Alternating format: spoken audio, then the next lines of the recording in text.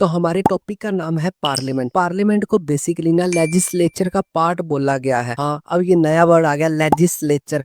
अब ये भाई लेजिस्लेचर का क्या सीन है, लेजिस्लेचर होता क्या है, थोड़ा सा ना बेसिक से स्टार्ट करते हैं। इंडिया की गवर्नमेंट है ना, उसकी 3 पार्ट्स है, मतलब इंडियन गवर्नमेंट के 3 बॉडी पार्ट है, ऐसे समझ लो।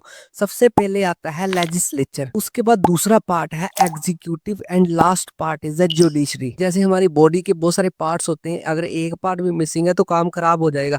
वैसे ही इंडिया की गवर्नमेंट में अगर इन तीनों में से एक भी पार्ट मिसिंग है तो वो डेमोक्रेसी नहीं बोली जाएगी, वो काम गलत हो जाएगा। गलत मतलब डिक्टेटरशिप हो जाएगी। ऐसा मैंने क्यों बोला है मैं अभी समझाता हूँ। जो लेजिस्लेचर होता है ना, वो सारा का सारा रूल्स एंड रेगुलेशन बनाता है। इंडिया के जितने भी रूल्स एंड रेगुलेशन बनते हैं वो लेजिस्लेचर में बनते हैं। इसको बोला जाता है लॉ मेकिंग बॉडी। यहाँ पर जितने भी मंत्री हम डिस्कस करेंगे वो सारे के सारे रूल्स एंड रेगुलेशन बनाने में हेल्प करते हैं। उसके बाद बात करते हैं एग्जीक्यूटिव। एग्जीक्यूटिव एक ऐसा पार्ट है जो इम्प्लीमेंटेशन करता है। इम्प्लीमेंटेशन मतलब लागू। यहाँ पर जितने भी मंत्री बैठे होते हैं वो बने बनाए, जो लेजिस्लेचर ने रूल बना दिया उस बने हुए लॉ को लोगों के ऊपर इम्प्लीमेंट करते हैं, लागू करते हैं।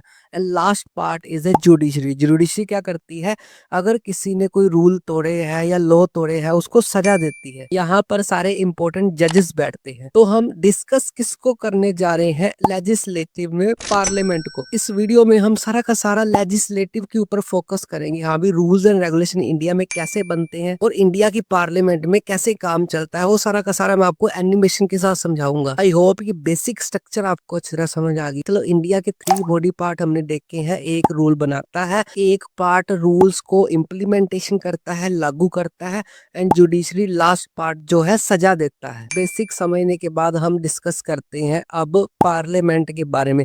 अब समझ आ गया, parliament is also a part of legislative. Rules and regulation बनने में इंडिया की पार्लियामेंट सबसे अहम योगदान देती है। कोई भी टॉपिक स्टार्ट करने से पहले हम ना थोड़ी सी इंट्रोडक्शन देखते हैं। हाँ भी उस टॉपिक में हम क्या क्या डिस्कस करेंगे या बेसिक इंफॉर्मेशन बोल दो।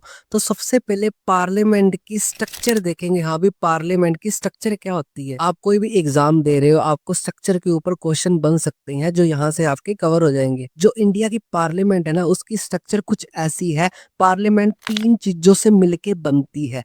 पहली प्रेसिडेंट, उसके बाद आती है Lok Sabha, and last one is है राज्यसभा। अगर रूल्स एंड रेगुलेशन की बात आई, ये तीनों की मेजोरिटी, तीनों की सहमति होनी चाहिए तब भी कोई रूल बनता है इंडिया में। वो रूल कैसे बनता है मैं आगे आपको सारा बताऊंगा। अभी हम सिर्फ स्ट्रक्चर के बारे में बात कर रहे हैं। स्ट्रक्चर में हमने क्या सीखा, जो पार्लियामेंट है, पी से पार्लियामेंट, पी से प्रेसिडेंट, ऐसे याद रखो प्रेसिडेंट होएगा। उसके बाद उसके साथ होती है Lok Sabha, and last one is Rajya Sabha. ये तो थी बेसिक स्ट्रक्चर ऑफ पार्लियामेंट। अब लॉ तभी बनेगा ये तीनों बंदे बैठे होंगे। लोकसभा रूल्स के लिए यस करती है, राज्यसभा रूल्स के लिए यस करती है, उसके बाद प्रेसिडेंट के साइन होंगे, फिर वो रूल बनेगा। ऐसे नहीं है कि इन तीनों में से अगर एक भी मिसिंग है तो रूल कभी नहीं बन सकता। आई होप ये बेसिक स्ट्रक्चर आपको पार्लियामेंट की अच्छी तरह समझ आ गई।